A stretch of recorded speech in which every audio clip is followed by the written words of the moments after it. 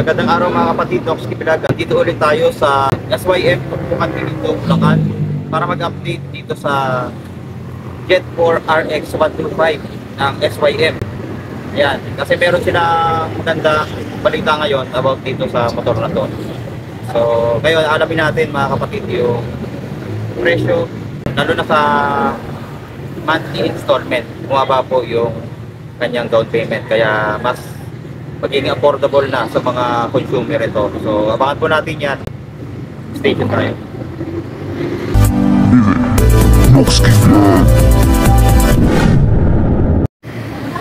So, ayan. Ito po yung SYM Jet 4 RX 125. Ayan. Sa update natin ngayong 2024, ayan. Maganda po yung ginawa nila dito dahil bumaba po yung kanyang monthly installment. So makikita natin pati yung cash price, hindi ko alam kung bumaba, no? Pero nakalagay dito 83,900 yung kanyang cash, and then down payment nito 5,000 na lang po. Ito yung magandang promo nila ngayon, kasi dati kung mapansin natin 10,000 po yung down payment nito. So ngayon halos kalahati yung binaba. Then yung monthly installment naman niya 36 months, meron na lang siyang 3,914, may rebate pa yun na 300. Then 24 months, 5,107.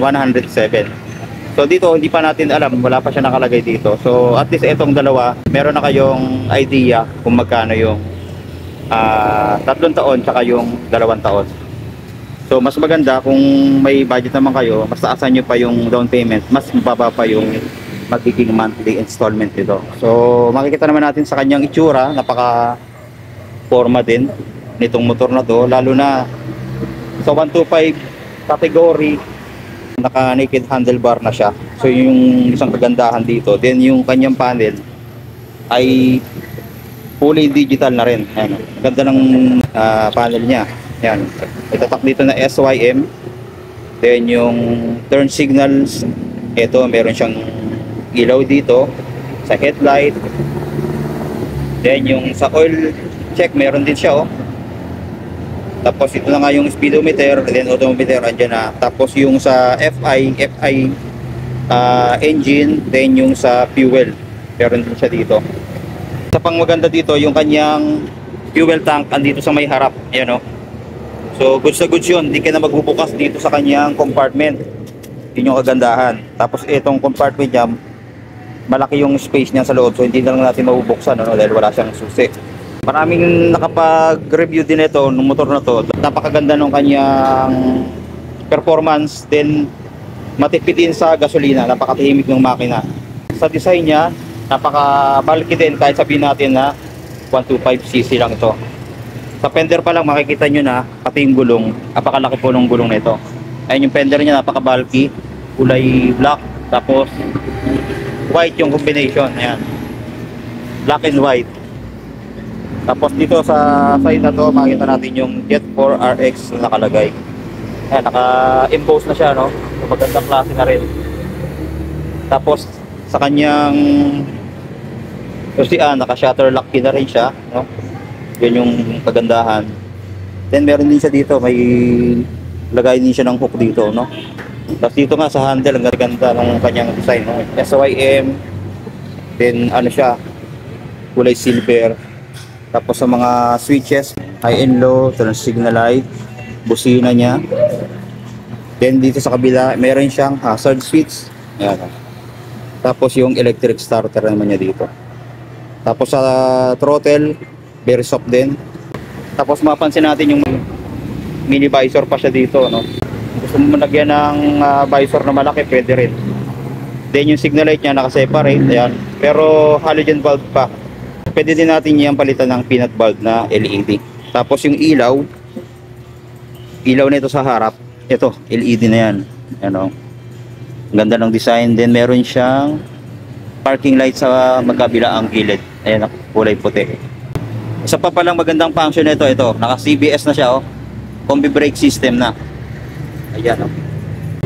Ayan, naka disc brake sa harap, then dual path caliper. Then telescopic fork na kulay black. Then meron siyang reflector pagkabila ang gilid. Then naka tubeless na to. Then ayun yung kanyang tires. Naka CST. Naka CST tires na pala to.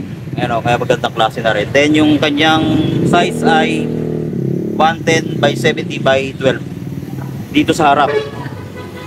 Then dito sa likod natin 120 by 70 by 12 din. Ayan. Tapos naka aircooled pa tayo dito sa kanyang cooling system. Then sa muffler niya, ayan, maganda rin, naka upright position.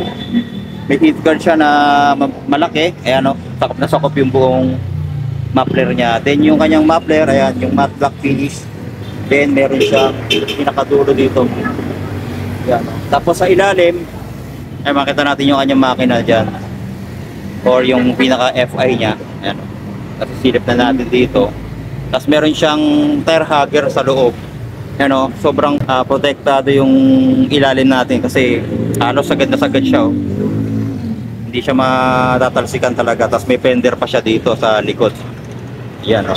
Napaka-safe nung ilalim natin. Then sa kanyang taillight, ito. Taillight niya, LED na rin. Ang ganda ng design. Parang may pa letter J nga dito. Ayan. Saktong-sakto sa kanyang pangalan. Jet 4 RX. Ayan. LED na. Tapos yung signal light, naka-halogen tayo dito. Yan, makabalki ng likod. Meron siyang ilaw dito sa plate light. Yan, tapos yung fender niya, ayan, napakalapat. Tapos may reflector pa yan dito sa pinakadulo. Then single shock tayo dito. Kulay black at adjustable din siya. Yan, tapos sa panggilid, wala na siyang kickstarter, no? Ayan, pagkaka-design. Glossy dark gray. Airbox ito, no? Then meron din siyang side stand kill switch. Meron yan, ito. Namamatay yung makina kapag binaba yung side stand. Gulay board ito, malapat din. Napakalapat ng gulay board nito. Marami kang mailalagay dito. Then sa upuan, ito. Napaka-soft nung kanyang tela. Then saktuhan lang din yung lambot, no? Tapos malapad kasi bulky nga itong motor na to. Tapos sa grab bar niya, mapansin natin ito, maganda rin, kakaiba. Pagkahiwalay siya, pero napakakapal nung kanyang grab bar. Ayan, talagang heavy duty. Then naka-allen bolts pa. Stainless na, no? So, ayan po yung ating quick update dito sa Jet 4 RX 125. Meron silang available na dalawang unit dito. Yan nga, kulay white and black yung combination ay yung isa, no? So puntahan nyo na lang dito mga kapatid kung magustuhan nyo yung motor na to. So dyan sila Ma'am Trixie, yan, ma'am, para mag-avail sa kanila, no? Tapos ando din si Ma'am Nelia. Ito yung Icon 110. Ito yung mabenta sa kanila, maraming bumibili nito. Ito i-update natin yung presyo. 61,900 ang cash. 3,453 ang down payment. Then 3 years 3,153. Rebate pa ng 300. Ayan. So screenshot nyo na lang mga kapatid para mas madali nyo malaman yung presyo. Dito sa kanilang tindahan sa SYM Tuktukan Giginto, Bulacan. So along the highway lang, no? Ito yung MacArthur Highway. Then katapat lang siya ng G Talastas Motors, no? Ayan. Tapos ito papuntang Balagtas, then papunta naman ng Malolos dito sa diretso, no? So ayan po, maraming salamat sa panonood. God bless. Stay safe always.